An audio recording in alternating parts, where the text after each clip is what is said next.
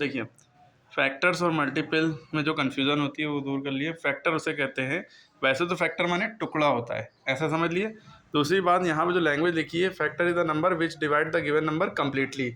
Factor वो number है जो गिवन नंबर, जो दिए गए नंबर को पूरी तरह से डिवाइड कर दे, यानी रिमाइंडर कुछ ना बचे। ठीक, जैसे मान लिए कि हम डायरेक्ट ये बता रहे हैं, जैसे मान लिए 3 से 12 को डिवाइड करना है तो 3 4 द 12, रिमाइंडर कुछ नहीं बचा, है ना। तो वो वहाँ पे पहले यहाँ पे देखते हैं, या ऐसे समझ लिए कि विच डिवाइड द नंबर इक्वली, जो नंबर को बराबर बराबर बांट दे। जैसे 12 है, उसको 2 से डिवाइड करेंगे तो 6 आएगा आंसर, यानी 6 6 दोनों को मिलेंगे, हैं जो बच्चों को, रिमाइंडर 0, ऐसे समझ सकते हैं। वरना आपको हमने एक नंबर दिया है 12, अब 12 किस किस के नंबर, किस किस टेबल में आता है, किस किस के टेबल में आता है, वो सारे नंबर फैक्टर कहलाएंगे। एक तरीका ये समझने का, जैसे 12 1 के टेबल में आता है तो 1 12 का फैक्टर है, 12 2 के टेबल में आता है 2 12 का फैक्टर है, 12 3 के टेबल में आता है तो 3 12 का फैक्टर है, टुकड़ा है।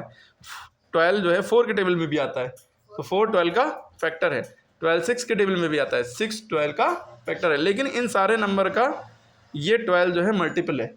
समझ में आ रही बात। 2 का टेबल में 6 बार में 12 आता है तो 12 जो है उसका मल्टीपल है। अब देखिए, अगर यहाँ पे जो हमने डेफिनेशन लिखी इसके अकॉर्डिंग बात करें तो 1 12 द 12, रिमाइंडर 0, रिमाइंडर 0 बच रहा है, तो यानी कि जिससे डिवाइड करें वो नंबर फैक्टर है 12 का। अब 12 को हमने 2 से करके देखा, 2 6 द 12, रिमाइंडर 0 बच रहा है, यानी 2 भी फैक्टर है 12 का। फिर हमने 12 को 3 से डिवाइड करके देखा, 3 4 द 12, तो रिमाइंडर 0 बचा, तो 3 भी फैक्टर है। अगर 4 से करके देखा तो 4 3 द 12, रिमाइंडर 0, यानी 4 भी फैक्टर है। 5 से आप 12 को करके देखिए, 5 2 द 10 बचा 2, रिमाइंडर बच रहा है, यानी 5 फैक्टर नहीं है। 6 से कर देखा, 6 2 द 12, तो रिमाइंडर 0 बचा, 6 फैक्टर है।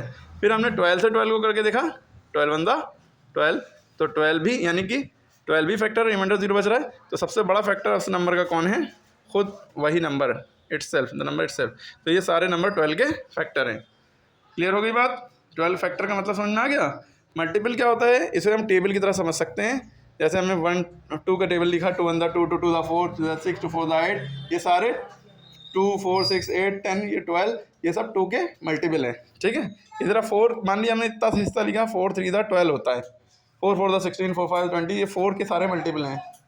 तो 4 3 द 12 होता है, तो 4 और 3 ये दोनों फैक्टर्स हैं, और जो 12 है ये हमारा मल्टीपल है। यानी कि मल्टीपल, जो मल्टीपल एज अ प्रोडक्ट होता है, दो नंबरों का अगर मल्टीप्लाई करेंगे जो नंबर आएगा वो प्रोडक्ट है, वही मल्टीपल है इन्हीं दोनों नंबरों का। तो 4 और 3 का मल्टीपल 12 है, लेकिन 12 का फैक्टर क्या है? 4 और 3, 2 6 द 12 भी था, तो 2 और 6 जो है 12 के क्या होंगे?